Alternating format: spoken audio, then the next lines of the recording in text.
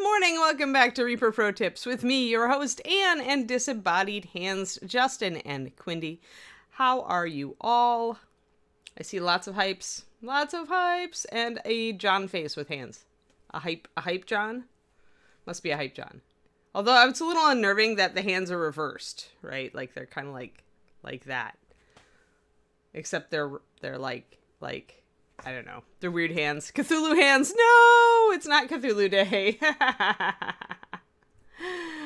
Hello, Miller. Hello, everybody. War Shadow and Quindy and all of the above. Crowley, coffee. I get coffee later. Today's coffee day because today is Anne's personal private stream day. And I always have coffee on that day. And there's a Kiri face. Thank you for the Kiri face, Crowley. Not enough people spamming the Kiri face. For sure. I miss my doglet. Alrighty, Wyvern scales. We're almost done. Oh, and it wanted to focus on the card and not focus on the face of the Wyvern, which is so sad. Because this is such a nice Wyvern. Focus on the Wyvern. I'd command you. There we are. Much better. Much better. So I decided, guys, that I am going to go green here. I am going to violate my color scheme a little bit. But I'm going to go real pale with it. And we do have green on the eyes, although it's very hard to see. This is a great example of how when you have a very tiny detail, even if you painted a bright color, it doesn't it's hard to see just because it's so small. Yay, the Kiri faces. Thanks, Val. Hey, Pavnik, thank you. Prime resub for 10 months. Awesome. I'm always so impressed with Prime resubs because I always forget to resub with mine. Oh, yeah, I saw a lot of that. I saw that on the Discord, Crowley. So... fingers crossed for the doglet to feel better. Hopefully. Bladder stone's a lot better than kidney or gallbladder stones, so. Hey there, Bob and Julie. Julie and Bob. Alright, so yeah. So we're going to do some green here. We're going to make it real pale, though. So we're going to start with Dungeon Slime and just go up from there. With the eye, the Wyvern eye, I think I did Naga green. But the sting and the venom sac on the end of the tail are very large compared to the eye.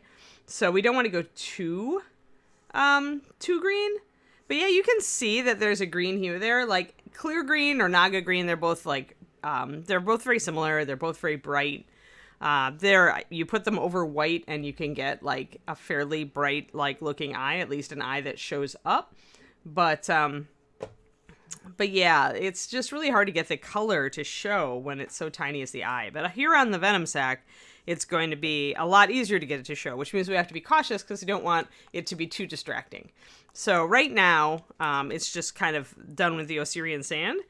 And I'm going to paint over it probably with the Dungeon Slime, which is a really pale green. And I'll do a tiny bit of Naga just in the shadows, like kind of near the root of it. And I will highlight with Osirian sand to kind of mute it out just a little bit. Surrounded by cats. Oh no, they've ganged up on you. They're trying to press you into their feline press gang, Miller. I will have a new puppy next year sometime, probably the end of the year. I'm trying not to be too impatient. But I have lots of stuff to do before I get that puppy, so... Eventually, though, we will have a new little doglet.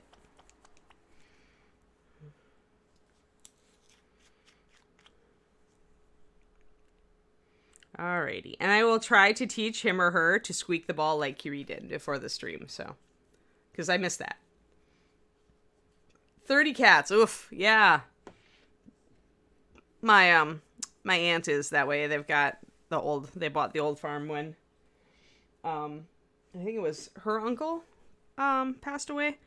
And they have a ton. They inherited a bunch of barn cats and farm cats with it. All right, I need my Osirian sand. So by using this instead of white to highlight up, we'll mute out the color just a little bit. And it's not that much. It's actually it's not much lighter than the Dungeon Slime. So we'll have to see how this works. Because I may actually need to do more take some Naga and mix an Osirian sand and Dungeon to lighten it. So we're talking about doing the sting here.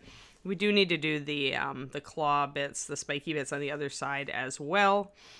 So it's just as well that we have some Osirian sand out.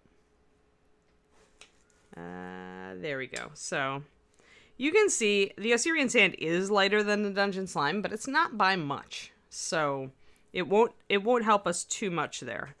We'll see. We'll do some mixes and see what we can get together.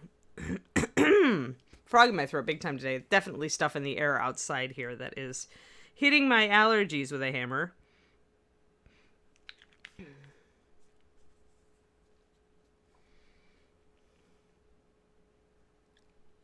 Yeah, 6 cats is a lot. It depends, though, if you're talking 30 cats on a farm, that's different than, 6 cats in a house, right? Cats scale up, right, differently. Inside versus outside cats scale differently. There we go. So that makes kind of a funky, weird, almost like, you know what that did? Dungeon slime added into a bunch of Osirian sand. For those of you who remember the old Plains color from Pro Paint, this is very similar. It's kind of an off-white, beigey white with a bit of green in it. Like, kind of like pale, like grasses that are just drying out before they get all kind of more brown. But right after they've been green and they're starting to bleach out, this is that color. This one right here. Oh, yay, good. Glad that you like the colors, Rex. A lot of those are repeats. Like, we brought back old colors because some people... Not Bobby Jackson this time, but some people, Micah Proctor, might have been insistent on getting their faves back. So I'm actually going to add a little bit of this Naga to this dungeon, I think. And then I'm going to add a brush full of that to here. And this is how you make triads, folks. You just kind of keep mixing till you get a triad that looks like it works together. And that looks pretty good. So we're going to rock that. Oh, yeah. 3 cats and 900 square feet. Yeah, 900 square feet is what David and I have in our current apartment. And 3 cats would be the max. You're right. Especially with the litter box. Yeah, exactly. Like, if they don't get along, then it's like... Right, exactly. So... Looking forward to having our new place with more room, and we're just going to stick a dog in it. No cats for a while. It's enough trouble to find, to figure out how I'm going to have the dog taken care of when we go on trips to cons and stuff without also having cats to take care of. So I'm going to limit us to doglets for a little while. Yes, yes. Whee! All right. Just checking on you guys. Where's my glasses? I need to see. I'm blind. Not really. It's a good day today, by the way. For those of you who are wondering if it's a good day, I just want to tell you it's a good day. So if you've been kind of wavering, you're kind of on the fence about whether it's a good day, choose for good. Choose for good. Today I send out more things to get rejections with.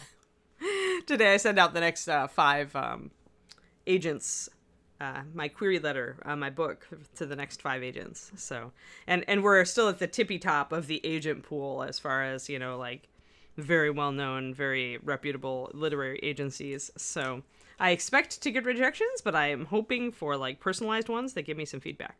That's what happened last time. So every once in a while you get lucky. All right, so let's try this kind of middle mix. It's kind of Dungeon Slime. It's so light that it's not even really carrying the color. This is interesting. So let's start with a little bit darker. Let's start with this Naga mix. Part of it is that I've thinned it too, so you're not going to see much of the color. We'll start with this Naga mix and add this pale bit of green. This is good that it's that I did thin it, so it's so subtle. You can see that green there. That means that it's not going to fight with our color scheme much. The eyes are pretty tiny and green. But this, starting with a lighter green here, a real paler green here, means that it's not going to be too distracting because it's different. Yeah, Carrie, that's the goal, right? It's kind of like a weird thing where you want to send out enough that if you do get an acceptance, then essentially that pushes all the other agents. You have to send them a note right away and give them 2 weeks to choose whether they're going to offer also. But you can't send out too many or it just gets overwhelming. So I think 5 is a good number for me. There are several literary agencies that I've followed through the years that I kind of would like to be represented by, and there are several agents at each of those agencies. So essentially I submit to one of the agents in my top 5 agencies every every month going forward from here. The last one lagged out a bit because I actually got feedback and wanted to make some changes. So I took the time to do that. And now we're full bore ahead. If you had a dog, you wouldn't be so in need of cats. And when you have both, then you have to, yeah. Right, exactly. That's why. And Daffodweir, I almost missed you. 22 months. 2 more months for the double sub-anniversary song. Awesome. Thank you so much. You know we love it. You know we appreciate it.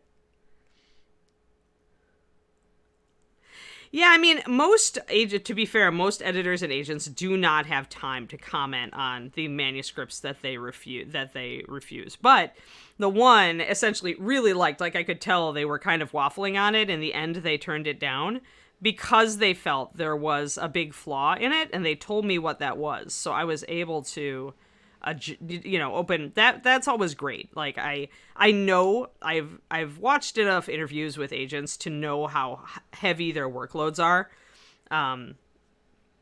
It's almost a 7 days a week job. Like they often don't have time to even read submissions or queries till the weekend, but they do it because they love books.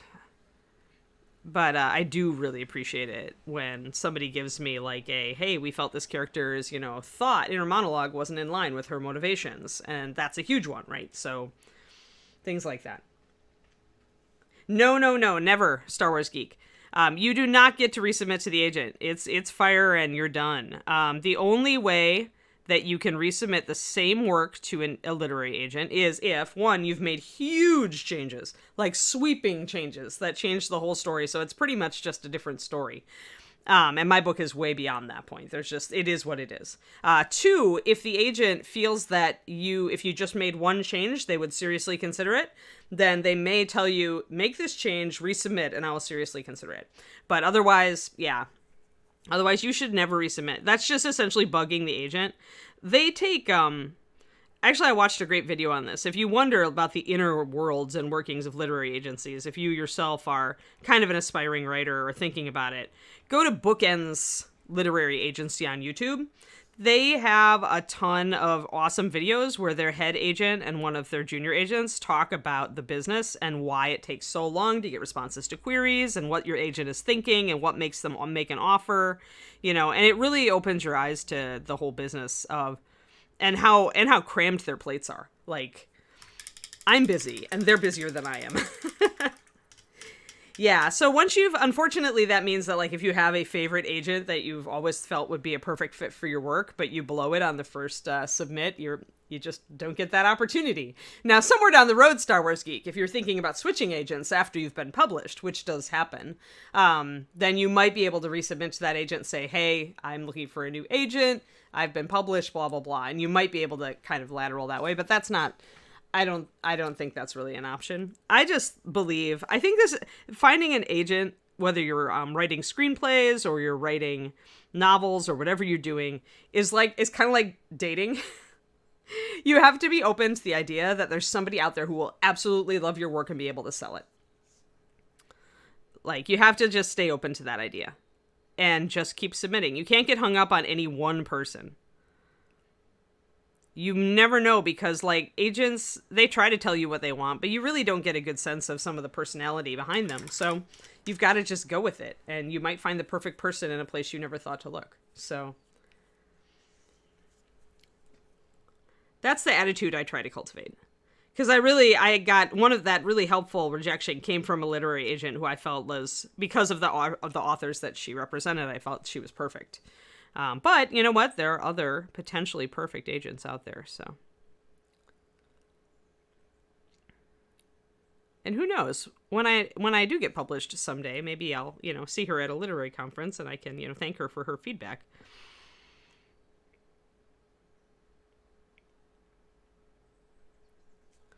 All right, so I think a little bit more. One sci-fi novel in draft, yeah. Well, I'll tell you out the gate, Rax, that the game fiction market used to be, I don't know if this is still the case, but it won't get you cred in the actual fiction. I used to hope that too, because I wrote the Warlord book and the Warlord rule book, Crusaders one, the army book. But I found out when I went to my I got accepted into a really good workshop for science fiction and fantasy. And they pretty much said that gaming industry credits don't mean anything. So you gotta treat it like you're starting in 5 manuals published. Oh, I don't know.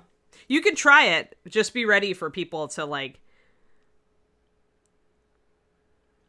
The other thing is those are manuals, so I don't know if they count. But you know what? Try it. You never know. Maybe it's not the thing anymore. I mean, when I was told that was 10 years ago. It could be a totally different beast now.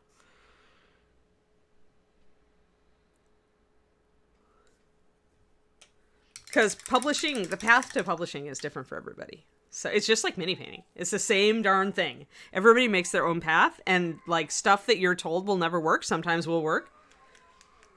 Hello, Mr. Fong the cat. That is really funny because we used to call our cat Fong when I was a kid, Mr. Fong. He was in fact Mr. Fong, so my mom named him that. His original, I don't remember how I think he broke one of his little fangs, like the tip off, and then he was Fang for a while, but then he became Mr. Fong. I don't remember. Our pets went through so many name iterations. It's a terrible habit that I still have.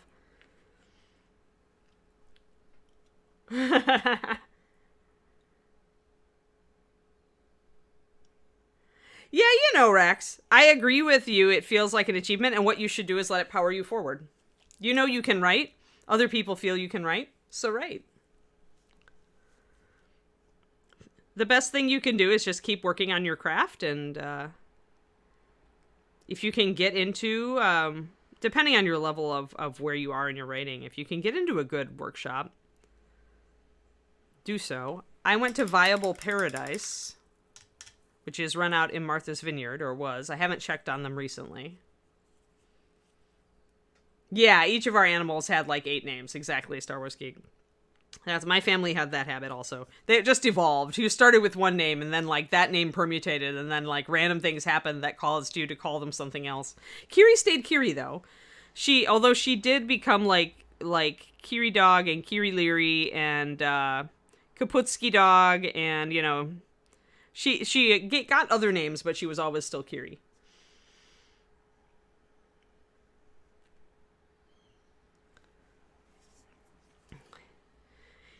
Yeah, best thing to do, research the market. I will say that these days, narrative science fiction rather than hard science fiction seems to be what people kind of are looking for, like more story-driven.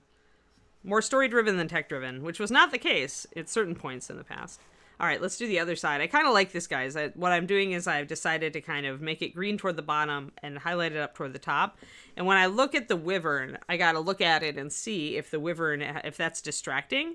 And it's really not, actually. Like, it's back there, but it's not too distracting, especially when you factor in, like, you know, the awesome stripy patterns on the wings. People are going to tend to look at that freehand before they notice that we've got some green here. However, the addition of that green is going to make our red look more red, which is the nice effect complementary colors always have on a model. If you want to intensify one of the colors on your mini, sometimes you don't even have to do anything to that color. Sometimes you just need to add a little bit of the complementary color for it.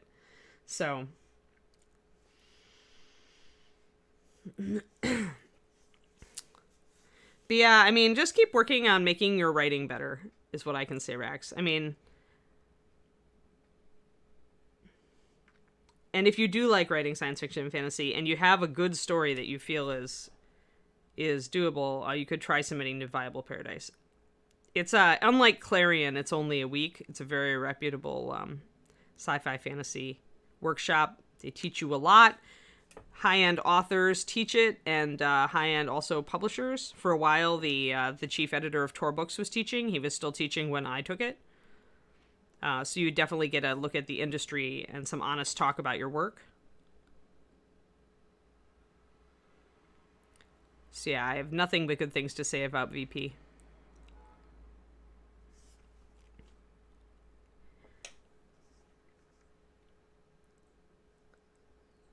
Yeah, that's good to know, Julie. Yeah, I was saying, like, people give you advice in this industry, and you should always see if it's true for you, because it really is, like in any creative endeavor, it really changes for everyone. And, you know, maybe in like 99 or 98% of cases, game fiction doesn't break you in, but then those two people get broken, they break in with it. So it's not always the case. And if you feel really strongly that your game fiction is good and it's solid and it should, you're proud of it and you feel that it's really awesome, then rock it. I mean, put it down there.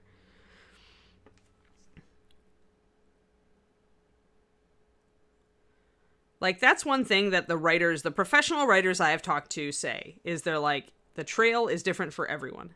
Everyone breaks in differently. Like, what one person did to find a publisher or an agent may not work for you at all. And something that someone else tells you is impossible may work. It's just like when you're trying to develop your mini painting skills. Cool, yeah, look up Viable Paradise. Viable Paradise. Science fiction and fantasy writing workshop. It does cost to go. You have to submit your work, and if you make the cut, they will offer you a slot. It's kind of a nice, even trying to get in is kind of a good measure of where your work is. I mean, you may get turned down just for not being like what somebody's looking for, but with Viable Paradise, the chances of that happening are very low because they have all like 6 or 7 instructors reviewing. So even if one of the writers doesn't like your work, somebody else will, like, on the team. So it's pretty cool. Like I said, I had a very good time. I learned a lot. I met some very good folks in the industry.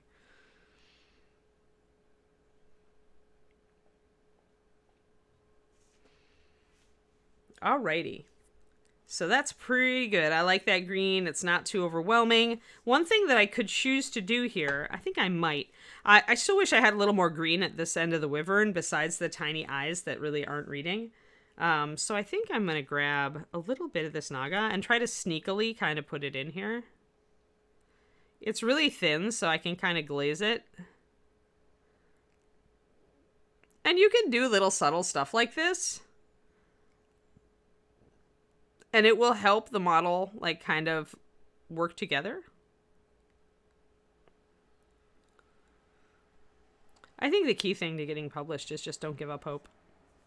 Just like with, again, if you're trying to, like, do a Patreon, or you're trying to break into podcasting, or you're trying to, do whatever, any creative endeavor that you're trying to do, the key is to not give up.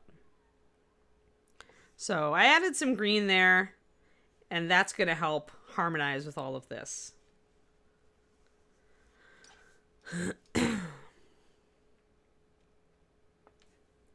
I just got an audiobook actually about that by an author who I read her. She works with another scientist on this kind of behavior change stuff, and her name is Angela Duckworth, and her book is called Grit. And pretty much she did a bunch of experiments and studies to try to demonstrate that the key to success is actually not being like smart or talented. It's actually just keeping going. So have hope, everybody. Keep going. All right, so I've got a little bit of green there now, and now I feel a lot better about putting that green on the tail. So now we can do some scales. Do you guys get what I say, though, about, like introducing a little bit of the complementary color will intensify the look of the other, like the complements. So introducing a little bit of green here makes the red look redder, and the red actually helps bring out the green and make it more visible as well. Yeah, that's true. That's true, Julie. Yeah, I like how the green kind of blends into the orange and the purple, but I love green, orange, purple color schemes, so this is just an excuse. Actually, I should put some green down in here, too. Maybe, but it's underneath. Nobody's going to see it, so I think I'm going to keep it just there. All right. Let's do some claws, guys. Let's do some claws and horns and stuff like I was doing back here. Let's see. What do I want to do? I want kind of my orangey color. Should get out my... kind of want my orange and my red and my Osirian sand to kind of make it brown color. So let's put a drop of, let's shake that up a little better. You can tell when you start to press. Anne McCaffrey, yeah, for sure. She was my first, the first science fiction author I ever read was Anne McCaffrey. She sold me on it. I'm like, oh, if you can do dragons in science fiction, then this is cooler than I thought.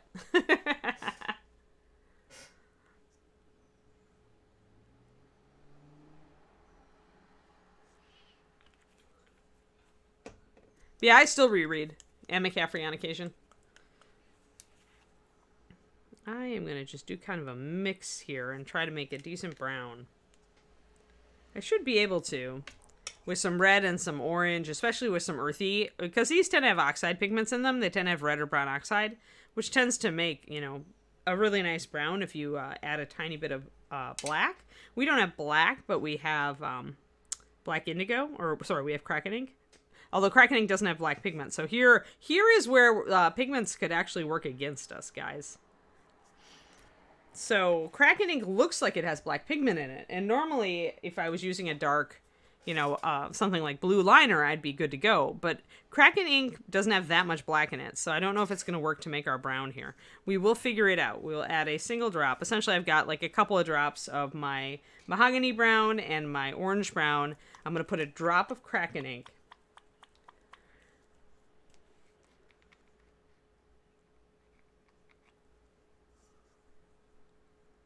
Yeah, Anne McCaffrey could write. She's good. I'm sad that I never got to meet her. She passed away before I was doing a lot of authory, writing convention stuff. But yeah, I loved her stuff when I was a kid. And still reread it on occasion.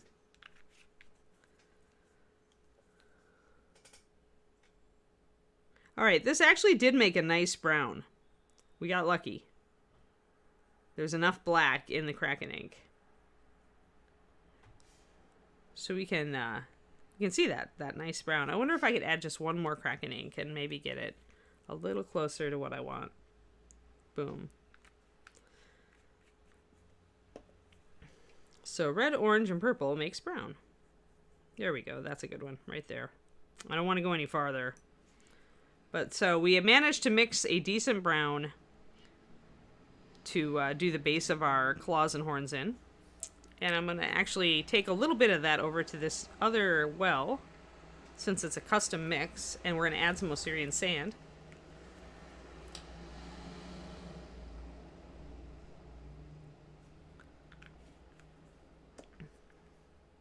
I'm going to add a little bit of water to this and to that. Oh, very cool. Yeah, that's really cool, Otter. Now here, as it comes up, it's, I feel like it's a little bit too red-purple. So what I could do is add a little bit more orange to warm it up. Pretty much creating a triad here to do our horns, the rest of our horns and claws.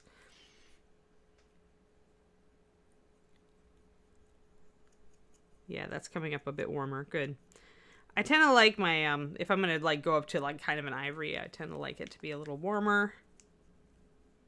And I'm going to put a dab of that in. I'm going to put one more in there too. So mostly here I'm just looking for 3 colors that I feel like I can use to do the feet claws and the wing claws.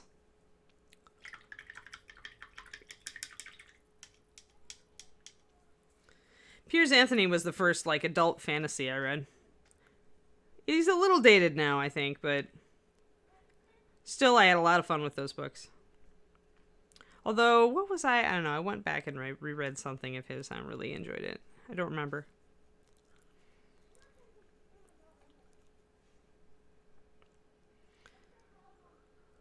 I think Anne McCaffrey stuff is just never, just not dated. Like, it's, I mean, I guess some of the, when she starts introducing some of the advanced technology, but yeah, Xantha's fun. All right, let's get, that color might not be used, that kind of off taupey color. I may just go up to Osirian. So we've got our kind of colors laid out.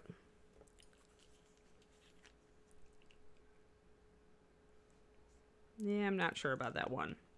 Definitely using the dark one, this one, and that one, and the Osirian, but I may skip over that. Turned a little bit too, I don't know, just a little bit off. It's not quite golden enough for my tastes, and I don't want to load too much more. I don't have a proper yellow to use is the problem. Osirian sand is the closest I've got, and it's not very, so I might be able, and Osirian Sand is more white than yellow, so it's not really giving me the shift that I want. Right, but you know, sometimes advanced technology like holds up and sometimes it doesn't. Like the absence of things like cell phones. The genetics holds up. At least as far as I haven't reread them for a while, so but I think it does. But you know, that's the danger of writing science fiction, is that then, you know, you fail to foresee, you know, some actual technological advances that you might not have even thought of.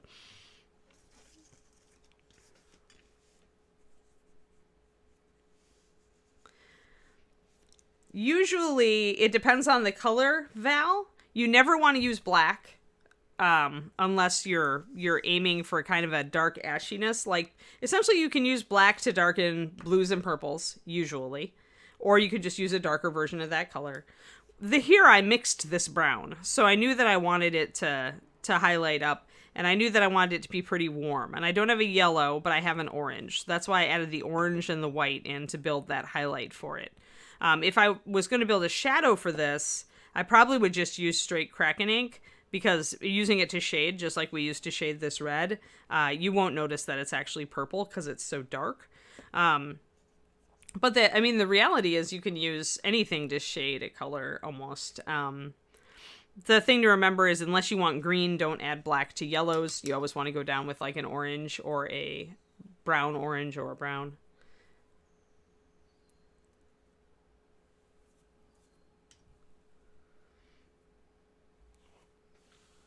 But yeah, every color is a little different because there are chemical interactions like yellow and green, Val, where if you add a color with black in it to a color that has a lot of yellow, you end up going kind of greenish against your intentions and are just kind of like, what happened? And the way to learn those is just to paint, really. But if you give me a specific color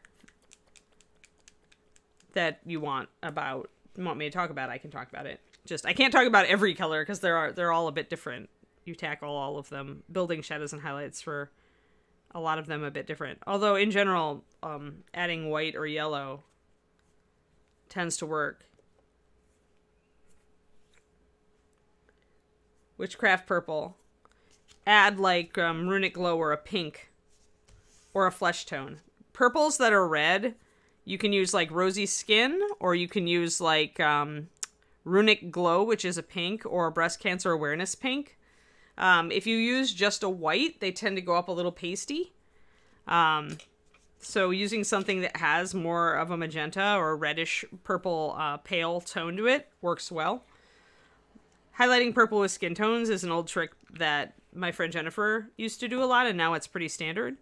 But it'll give you slightly a muted purple. It won't keep it bright. So if you're using witchcraft because you want to keep it bright, then you have to keep that in mind. For witchcraft purple, any other purple is going to do to shade it. Anything that's darker or bluer.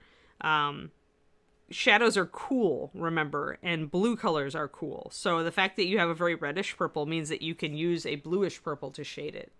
You could also add in a color like Kraken ink or blue liner, anything with a purple or blue in it that's dark. Mix it into your witchcraft and you'll get a fine shadow.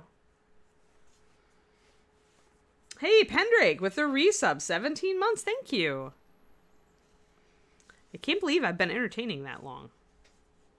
So I just had to mix up some walnut, guys, so I could recoat some of these claws because they've worn off just a little bit. I haven't been putting Wyvern on a bubble wrap or anything, so the tips in some cases are a little bit worn off. Mostly because Wyvern's block is good enough, but here and there you can see little tiny tips rubbing off.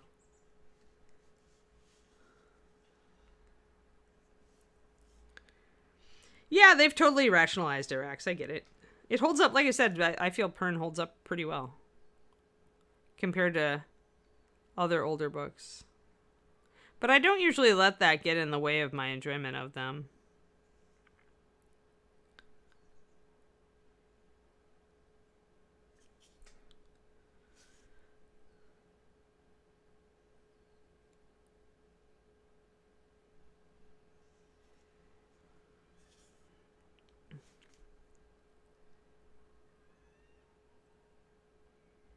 Alrighty, got those touched up.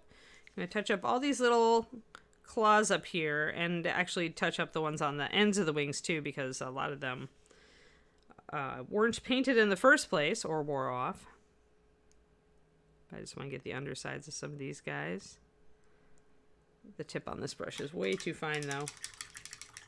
Yeah, we're talking about Pern. Yeah, I mean, it's an author trick if you're writing science fiction to essentially, you know, create a reason that technology, if you never want your book to be dated, you know, create a reason that technology would have been lost, and then you're fine.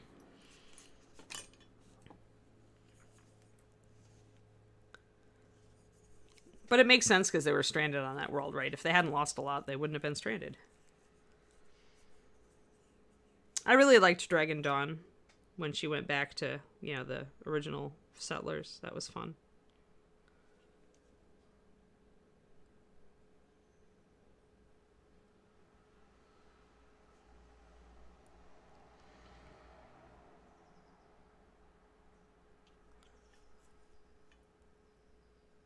Alrighty. We'll get these claws blocked in so that we have a root to work from. Oh, yeah.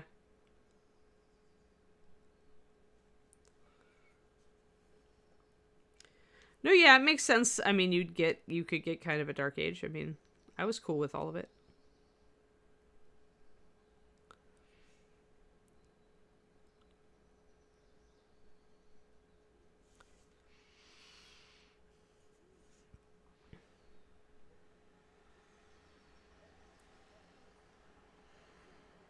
Alrighty.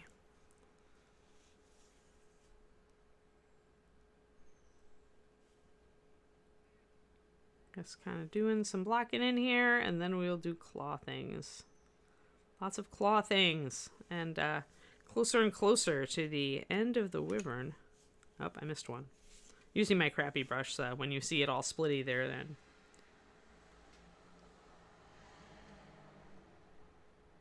You know, the dolphins might not want us to do more with them.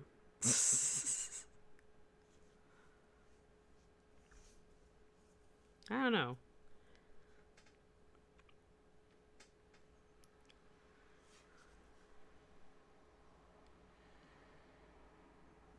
I always wonder if we uplifted creatures, what they would think of us.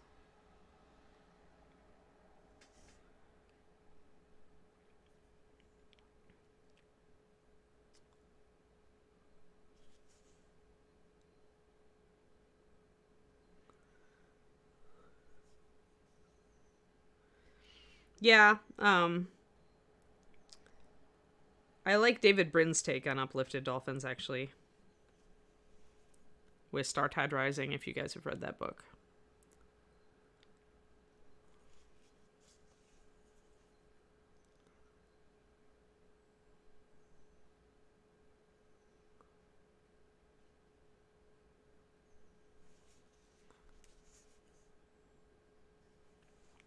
Alrighty, I think we're good. We've got all of our little claws darkened down and touched up, so we are ready to apply some stuff.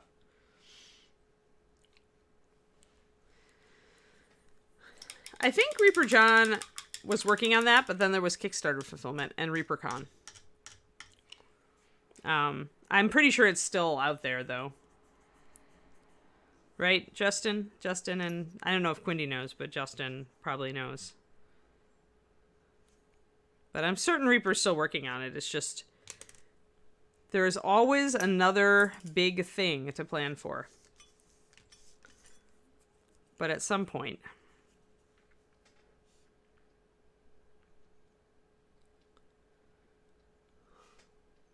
Alright, so let's see if I like this brown when I bring it in here. Yeah, I might not need more than the dark brown and a little bit of that middle brown. So first I'm just going to use some brown. This brown is dark enough that I'm just going to leave the purple just at the root of each claw. Oh, I actually forgot. Didn't get that one all with walnut.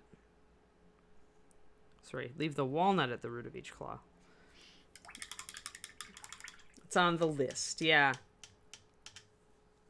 Well, I mean, yeah, this comes back to, like, Reaper wearing a lot of different hats, right? Everybody at Reaper.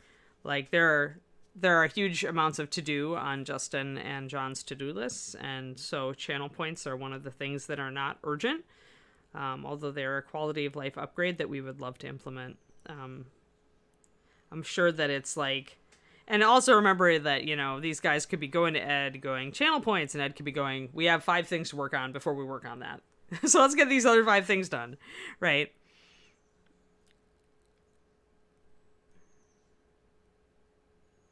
Reaper is always working on a ton of stuff, is what it comes down to. It's what lets us make all this cool stuff for you guys.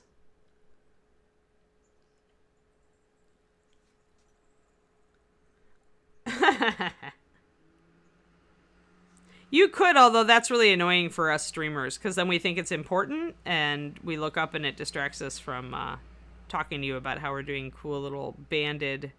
Just need a couple bands per side of each claw to make him get that striations, that striated look. Just a few. Just a suggestion of kind of that texture on the claw. Yes, exactly, Quindy.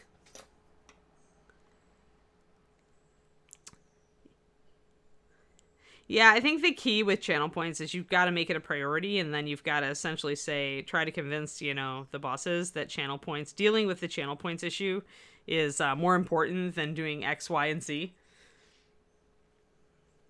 Somebody teach Pendrake how to highlight a message.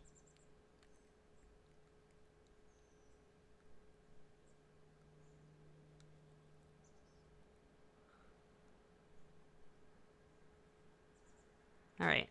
So little tiny stripes. And you do want to keep a little bit of your underlying color going as well, so that you get kind of the illusion that it's fading in, like fading out from a dark root. And you can do this in reverse too. You could start with a light root and fade out to dark, which is often good for like horns. A lot of horns are that way, although we chose to do them the other way because I wanted them to stand out against the dark purple.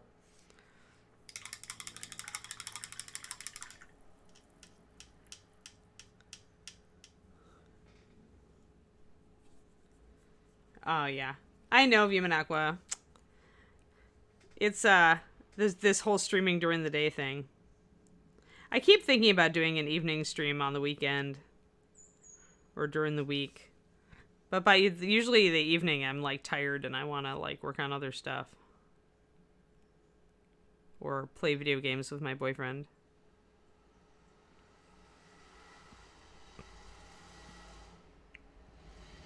You know, just lighten up the tip there just to make it stand out.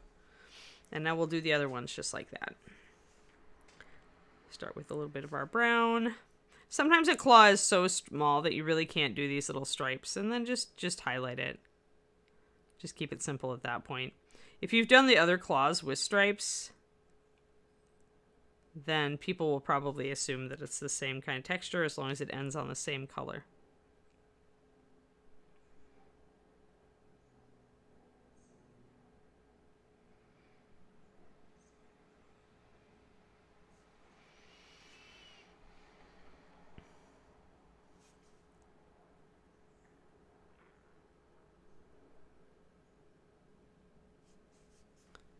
And I'll kind of mix back and forth a little bit if I want it to kind of blend up. Yeah, I could. Although right now, the problem with the D&D game, Pendrake, is that it takes the same creative juices that my writing does. So since I'm focusing on my writing right now and trying to get query letters out and submitted and start on editing the next book, I have to watch that. That's always been kind of the fight in my D&D life, is that it takes the same energy to create a game and run it as it does to create and write a book. And so if you are running a game, you are usually not writing your book. And George R. R. Martin has confirmed this, because he stopped running games essentially a long time ago when he realized that it was taking energy away from his work. Long time ago. Before Game of Thrones, I think. We've talked about it though, so it's a thing. Because it's story building, right? So if you're writing a D&D book, then probably running a D&D game is keeping you enthused about it, right? Just like playing like a miniatures war game will inspire you to keep painting the miniatures for it.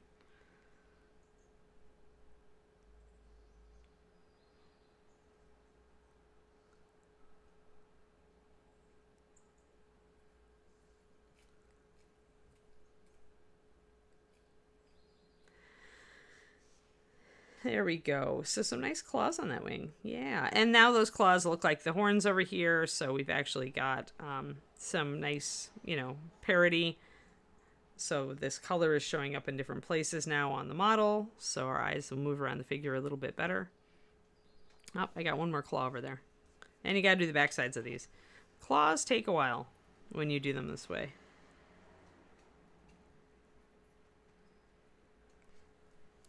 Now, by D&D book, do you mean like a book, like a source book for D&D, or a novel set in a D&D world? That's the question.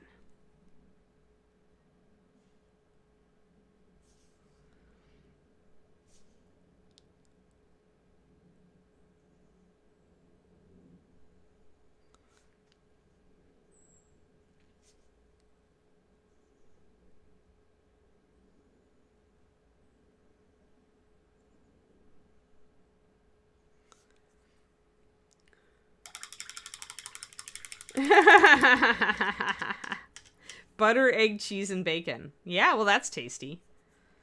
That's super tasty.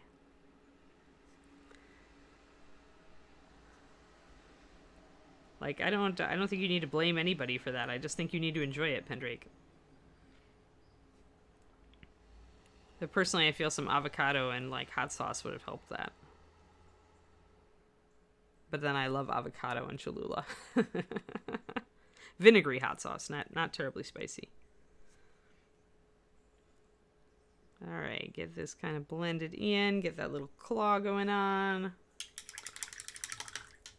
Wyvern is getting closer and closer and closer to doneness.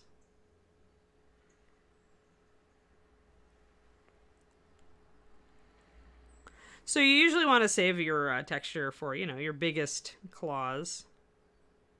And you can kind of mishmash it a little bit on your little claws. Oh, good. Yay for swag box outer mama. Let's get the back sides of these little claws. Sadly, claws have more than one side.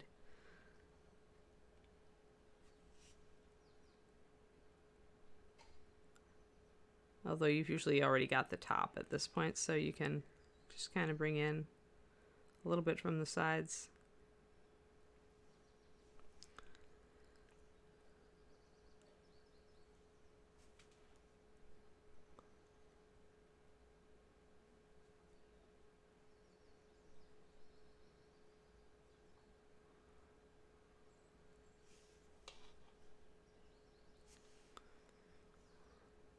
Alrighty.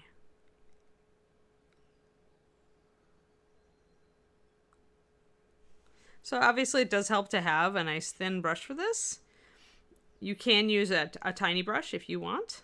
I'm using my DaVinci right now, but I certainly could use a tiny brush. If you have trouble controlling your paint and getting the fine lines, do use a tiny brush.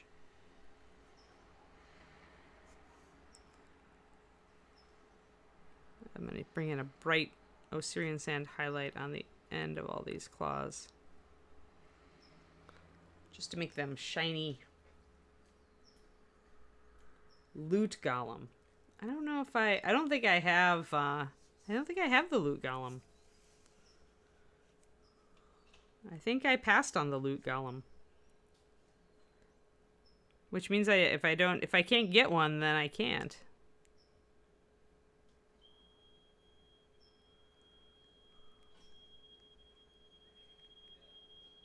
What expansion was it in? Or was it in an expansion? I was going to maybe do an ogre. Because you guys had asked for more humanoids. More humanoid monsters at one point. Gonna get the top of the claws here. Just make sure I got them all the way up.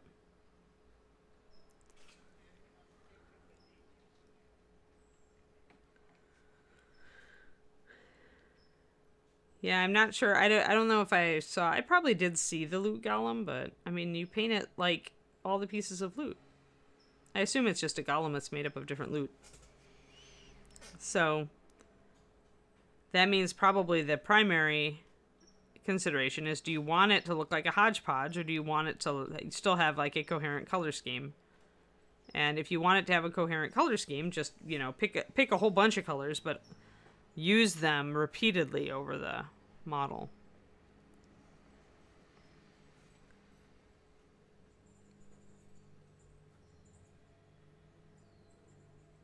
Luke Golem was core.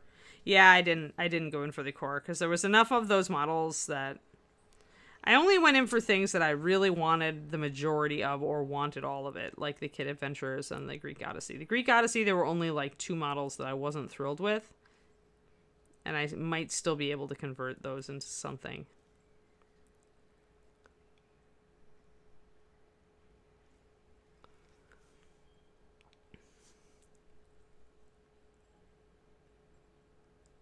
Like, I was sad that Cerberus wasn't more furry, so maybe we'll do a sculpting stream where we add fur to Cerberus.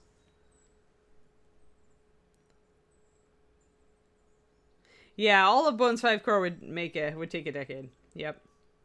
This is why I don't play many miniatures games unless I'm painting super speed, fast, crappy. All right, let's do the wings.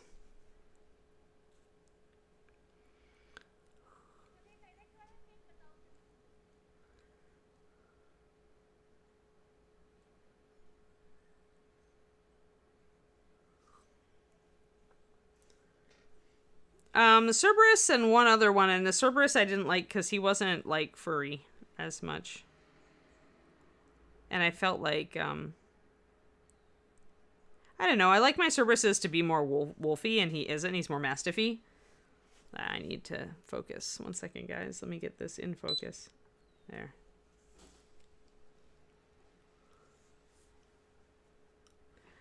I don't remember the other one, Pendrake. But it was I think it was also... Are there 2 canines in there? Is there like a hellhound too? But I am totally persnickety about my canines. Because dog person. So like if the anatomy isn't quite right or the fur texture is wonky, I tend to be a complainy Ann.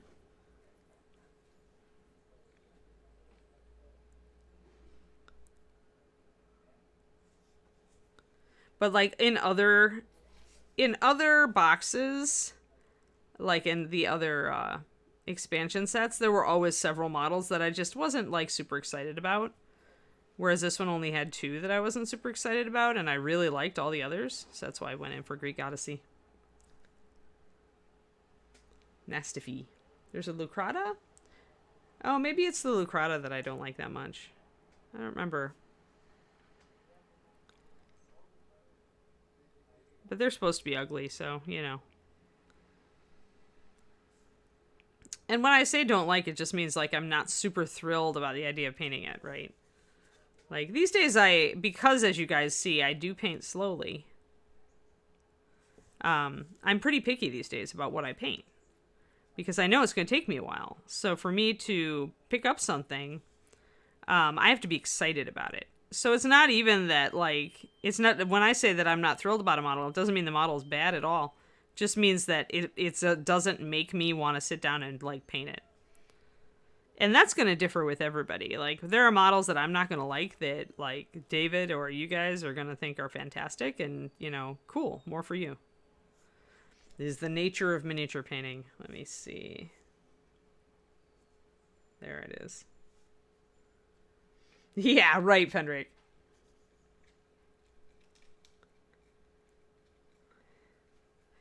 Yeah, see, and I don't enjoy painting unless I'm doing it to a decent level, so that's why I don't order, like, vast numbers of things. These days, I'm very, very picky about what Kickstarters I go in on and all that kind of thing. Like, they have to really get me excited about painting them. Now, I am working on doing some more speedy techniques to set up my miniatures, which I hope will enable me to paint faster overall. Because if you can get the boring stuff out of the way and just concentrate on the fun stuff, then that's half the battle, right?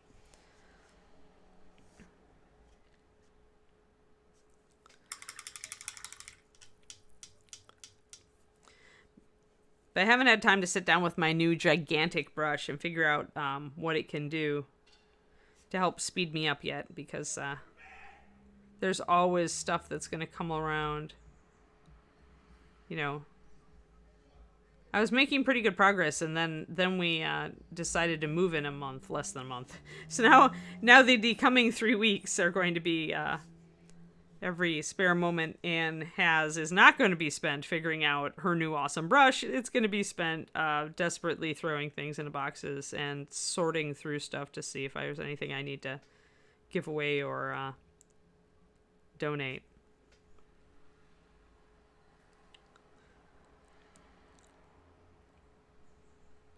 But then we should not be moving forever. So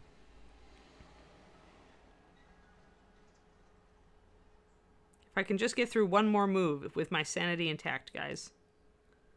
This will be the 1, 2, 3. 2, 3.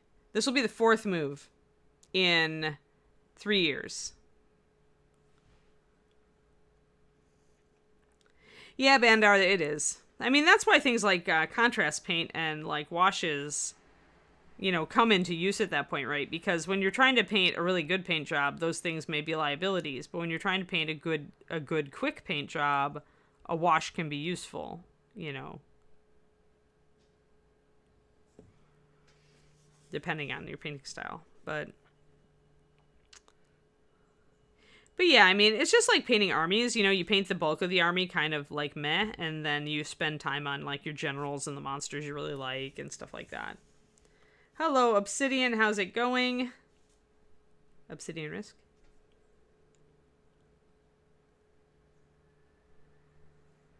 What's the oof?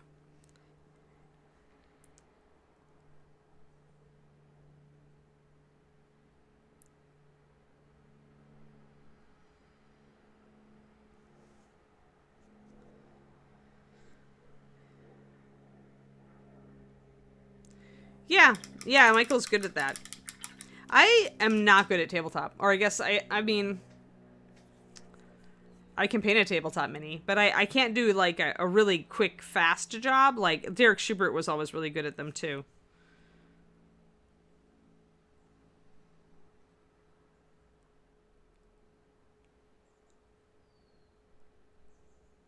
For me, washes always created more work than they saved me.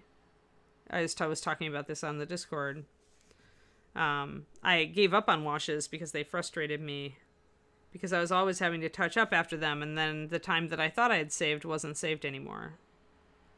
So, not trying to just wash this, guys. It just doesn't work for me.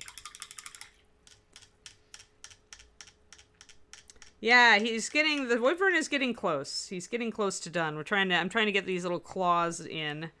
And I need to do the spikes here on the back of the tail. I probably should actually do that now before I forget, because if I don't finish a claw, I'm not going to be too heartbroken, but finishing the tail would be nice. So, and then we just have a few red scales that we have left to highlight,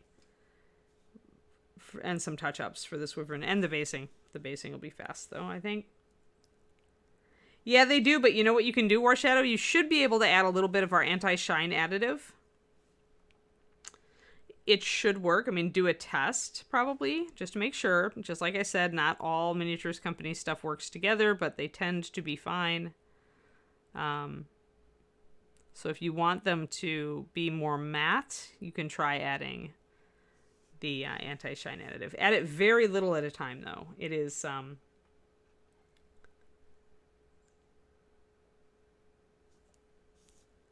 Let's see, I want to get you guys in focus. There's so many, this model is like, just has so many parts like being dynamic with themselves that it can be hard to judge where I'm in focus and not. Yeah, liners make pretty good washes. I mean, but you can use any dark paint as a wash. Just use my formula. 1 drop of paint, 4 drops of brush on sealer, and 2 drops of water. And then adjust it. Like, some paints are going to be a lot more opaque and they're going to need a little bit more thinning. So you can either add water or sealer for that.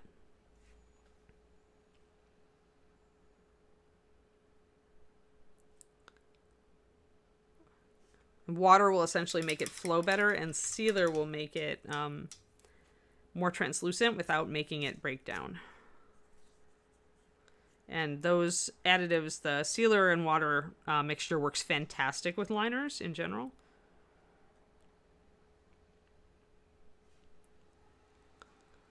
And you can mix, at that point, you can mix any color into a wash.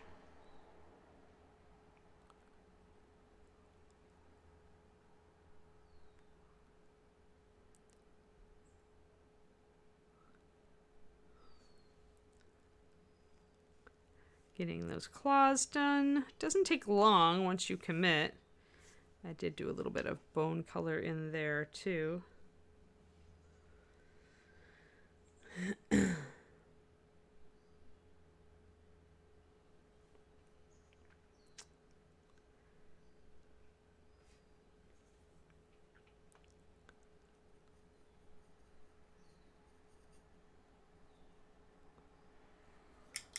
Just adding some water to my paint. Oh, it's stretch time. Well, let's just do that real quick, and then we'll finish up that tail. Let's get Wyvern. Wyvern's in focus for the most part. There's Wyvern. Okay. Stretch time. Yeah, I don't know. I could whip out my stuff in the Greek Odyssey, but generally, I mean, like I said, I like everything in it except for 2 models. I really like the Centaur. I'd like to paint him. Hey, Basement. We're doing claws and stuff and spikes on the Wyvern. But if you've been in your chair way too long, please take a stretch with me. Make sure that your body gets a moment to just not be curled over in its chair.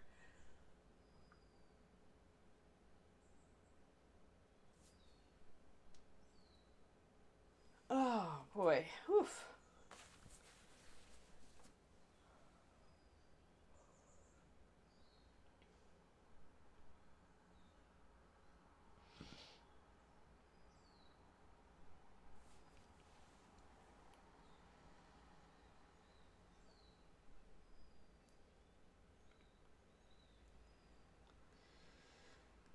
And some stretches behind the back.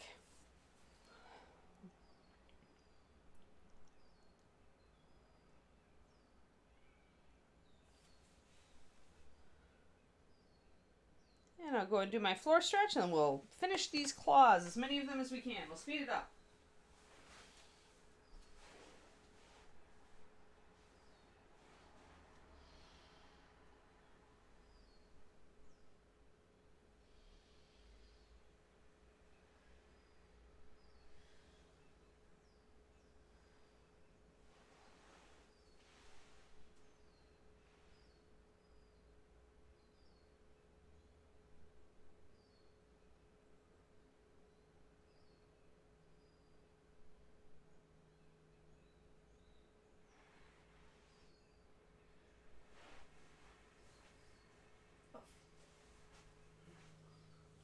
Alrighty.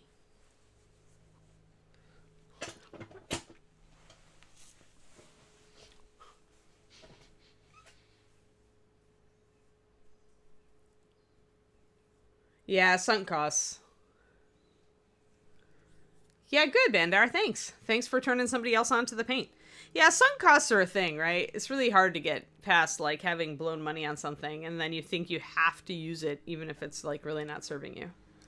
Good for you getting past that. Sometimes you need a helping hand. Alrighty, so let's see here. This is pretty good.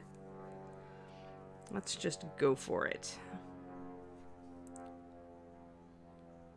I'm just gonna block in some brown on the edges. I'm gonna leave this walnut at the end, like the very root of the claw. I want it to be dark. As if he's got dirt. He's got dirty fingernails, equivalent of. we'll do his little feet claws also. I want to get these wing claws set up.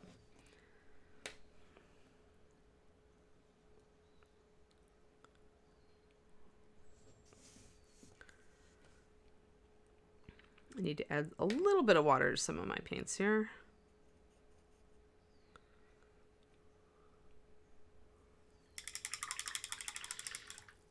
Good, Iffy. No panic attacks allowed. Take a deep breath. Hey, Raiders! Thanks, Maharoon, for the raid. We are wyverning today. Much wyverning. Many claws. Claws on spikes. Trying to get the claws set up on these this lovely wyvern. It's just the persnickety stuff. It's like you have to go and do all these little claws and spikes. How are you guys today? Oh, nice. Yay, Reapercon swag.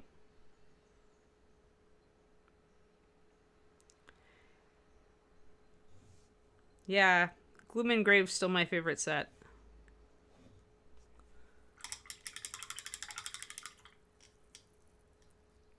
That's the name of the game, right, Iffy? It's just like you always look at it and you're like, you know, I could change that. I could touch up that. I can improve on that.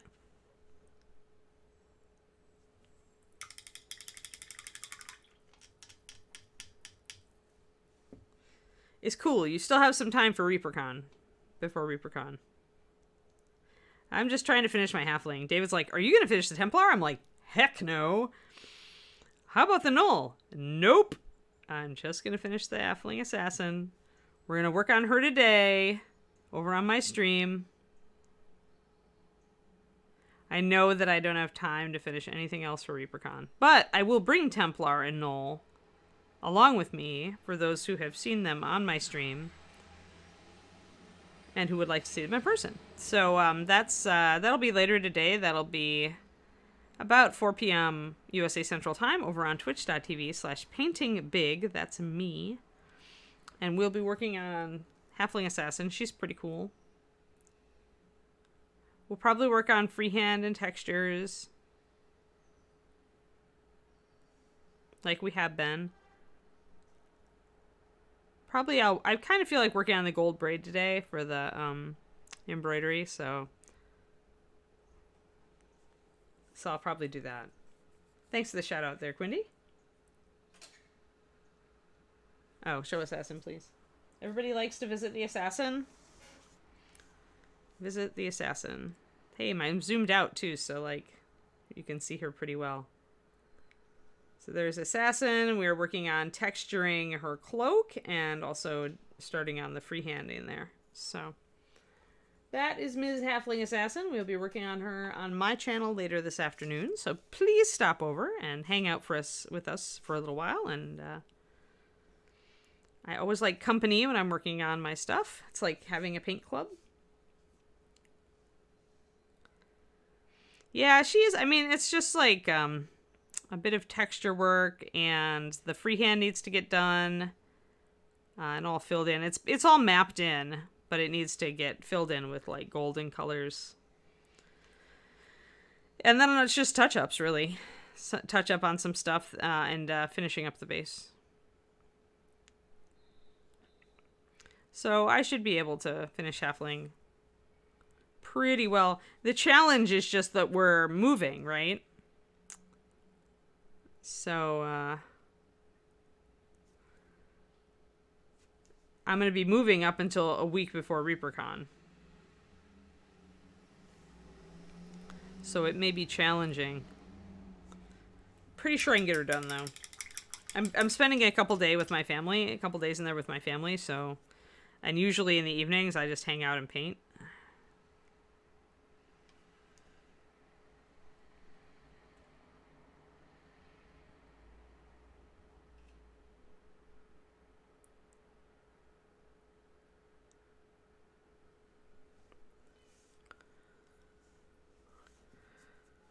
Alright, let's get these other claws blocked in.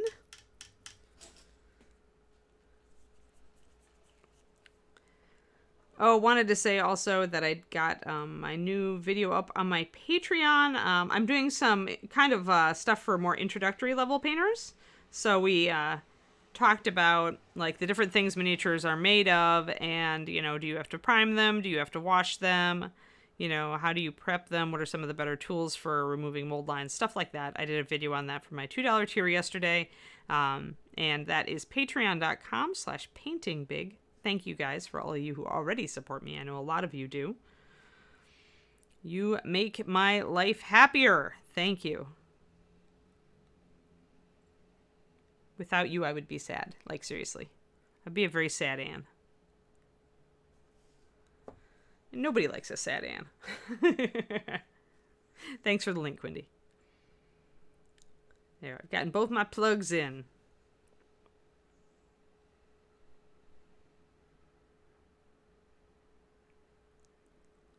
Yeah, today is Anne's lots of streams day.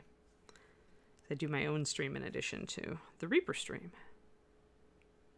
Some of these claws are nice and big. You can put a lot of little stripies on them.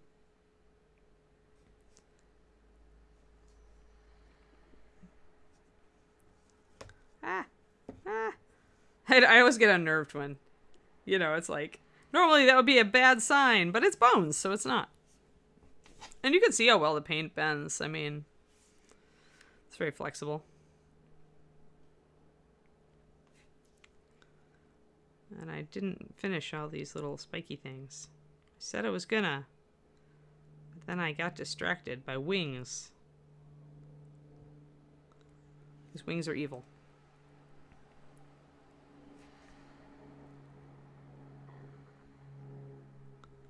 Just doing a little bit of texturing here, a bit of stippling on the tail. Just want to bring a little bit of texture and features in around this venom sac.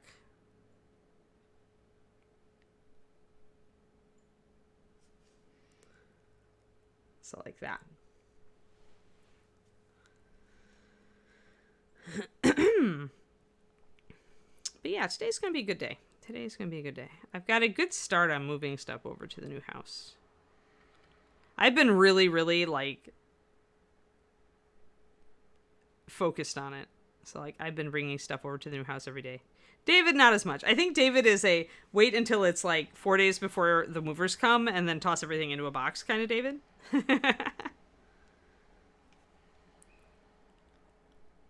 But I really just don't want to have stress this time. So I would like to have like everything that I can move myself, I want to have over there. Except for the stuff that I need to live and work over here. What about you guys? Are you last minuters, or are you like must have everything under control well before the movers get here? What kind of people are you? And have you become different through the years? Because I used to be a last minute mover.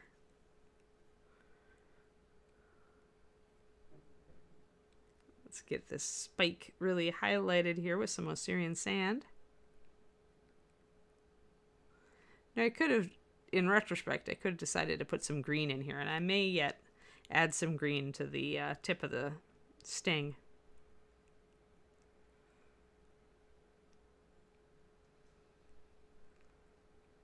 But I'm going to get all these highlighted first.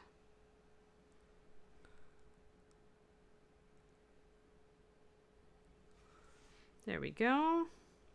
That looks a lot like that now.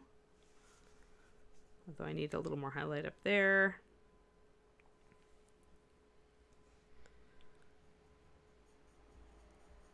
Ah. Yeah, I like to pack all my stuff myself too, Outer Mama. I never had used professional movers up until the point I moved here. When I moved across country from Texas to California, then I had to use professional movers. There was no way I was going to be able to do it otherwise. So, and I had a pretty good experience, so it wasn't bad. But I did pack everything myself. I was really actually good about it.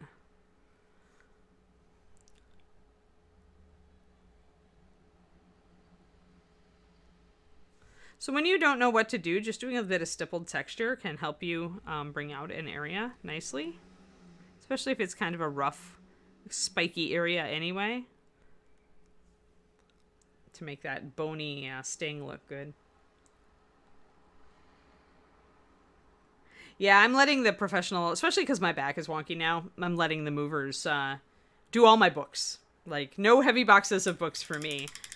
But I'll probably take everything else, and certainly all my fragile stuff. All my miniatures, all my my Overwatch statues, you know, stuff like that. Stuff that is breakable, easily breakable. And my plants, of course. It's only 1.5 miles from here, so it's just so easy to just toss a few things in the car every day. It's going to be funny because, like, all my stuff will be over there and David will be like, oh. You try to start early to sometimes lose motivation. I've been in that boat, too.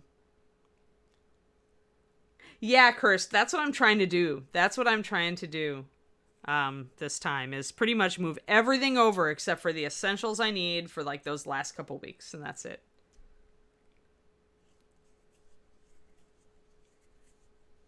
Yeah. Ah, yeah. Right. Me too, Twistedoma. Me too. Oh, yep, yep, yep.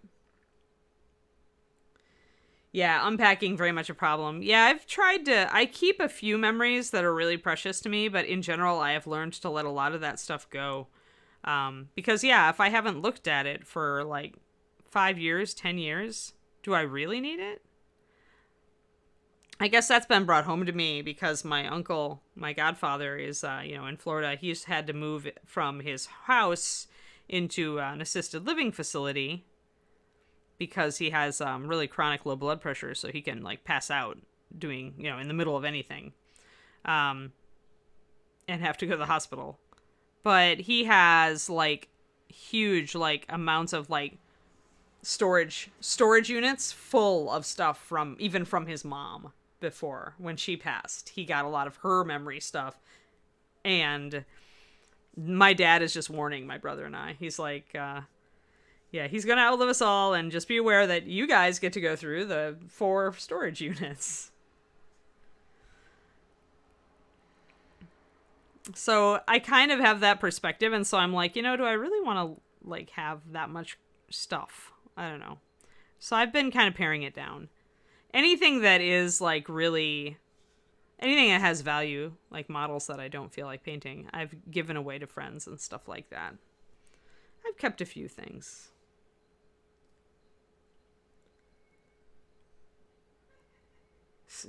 Several boxes miscellaneous. Did it turn out to be weird stuff, Twistedoma? Yeah, I throw away stuff I don't need, Agent Marvel, for sure. And I give it away, and I gift it away. Yeah. Oh, nice, Cursed. Yeah, when you're a big guy and you've got a lot of muscles and no back problems, that makes it easier, right?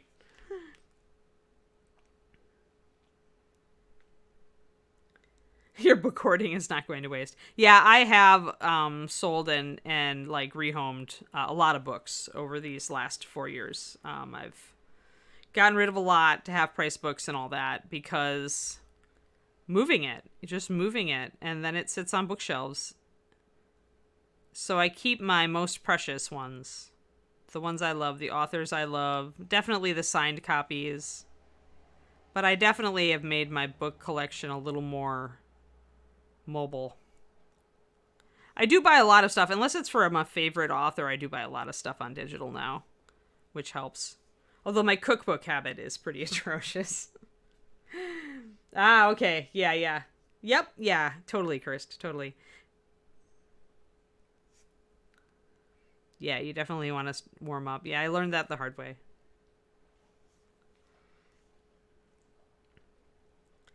But yeah, I try to... David is... he's not a pack rat. He doesn't have a lot of stuff, but he definitely has stuff that he hasn't looked at in, like, 10 years.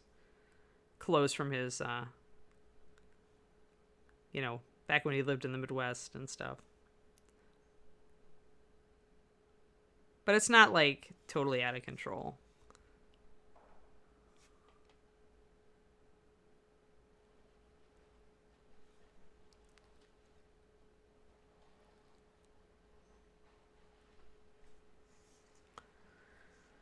There we go. Some nice clawed feet. Yeah. Yeah, unless it's an author I really love. No, I've never met Pat at a convention, so I haven't been able to get my Name of the Wind signed yet, Dave Dog. I do have a signed George R.R. Martin, and I have a signed Neil Gaiman. Those are two authors who I've met and who I admire. I got a couple of things signed also when I was at Viable Paradise Writers Workshop. The writers who were there, I had a couple of them. I had copies of their books, so they very nicely autographed, like John Scalzi. I have one of his autographed. He was teaching that year. And one of my most treasured ones is C.J. Cherry, Down Below Station, an ancient copy of Down Below Station. May have even been not a first edition, but it may have been a first printing. It's very beat up because it's been traveling for so long. But CJ signed it at a conference when I was in Texas. She's probably my favorite science fiction author. So I love that book. And I love her other stuff too. He's a miniatures fan, if you didn't know, Dave. He loves miniatures. So a lot of people in our industry know George.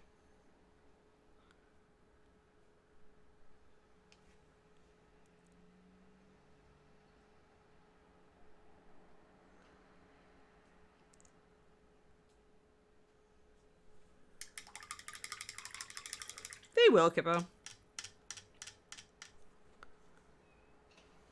Pat Rothfuss still pretty young, and he believes, I respect Pat, because he believes if you're gonna do it right. Spend the time to make it the best it can be. I totally like his mindset. He got it from his dad. I think his first book, in the foreword, he dedicates it to his dad and says that his dad told him that. And that's what he took to heart, writing Name of the Wind. So you gotta give authors time to write. It takes time. It takes time to write a really good book, and it takes a lot of revision. Yeah. He is a role-playing gamer, although, as I mentioned earlier, you weren't on at the time, Dave Dog, but he has told me that miniatures D&D and other role-playing games take up the same muscles as writing. So he stopped GMing games because he realized that it was the same energy he was using for his writing, and so if he was gaming too much, he was not writing, and so he stopped doing it. But he did used to play RPGs, and but what he uses actually is miniatures for, and it's kind of cool, but they're kind of a creative aid for him. He actually will kind of set up battle scenes and stuff with them when he's writing something, to inspire him, to make him think about things like distances and scale and big people versus small people, and getting a sense of that, So he'll actually set up a battle scene when he's writing a battle scene to get ideas for it using his miniatures. Very cool, Julie.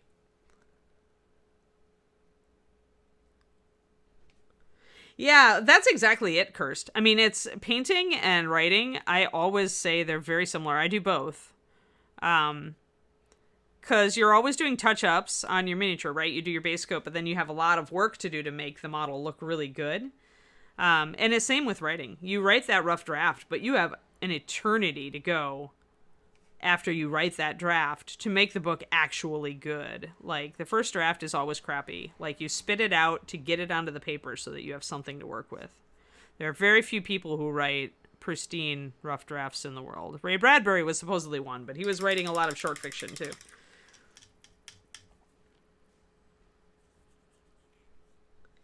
Yeah, Dogfather. That was so sad too, because that dragon was awesome.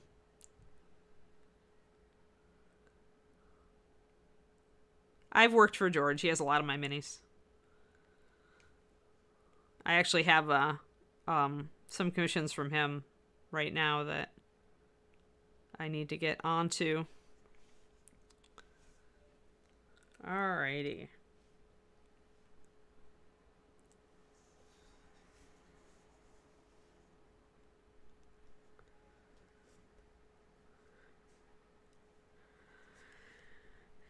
Yeah, if you go to George's place, I mean, if you saw the video, like, he has closets where you open them and it's like a castle scene, right? Like, he definitely has like a big castle, like, dining room kind of scene that I could totally see him like using to set up the red wedding. Like, it is cool. Like, and sometimes he's not so much like doing specific stuff, but just get inspiration for it, right? Get in the mood to write the scene. I think it's pretty cool. That, and he has a lot of work just done to enjoy it.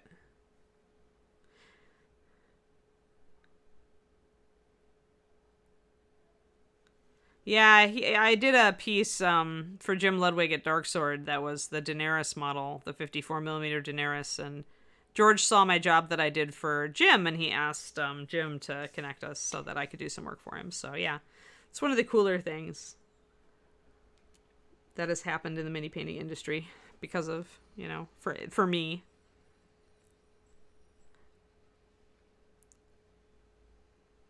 I mean, and part of the advice I give you guys, even for painting and writing, is advice I got from George, actually.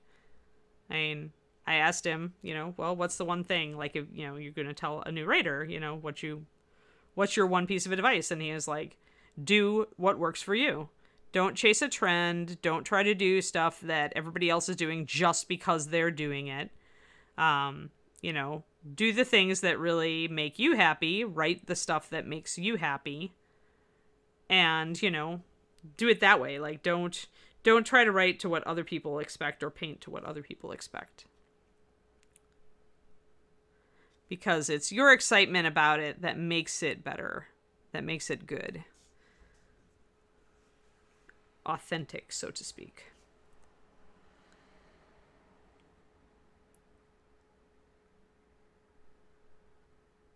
Yeah, it was a costly accident.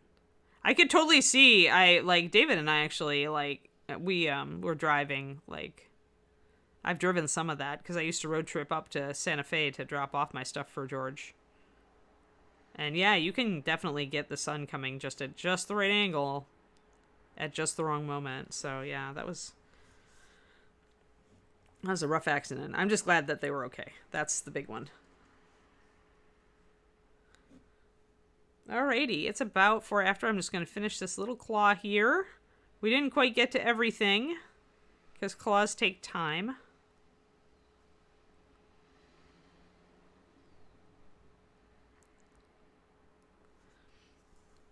But we did get a lot of little claws done, so that's great.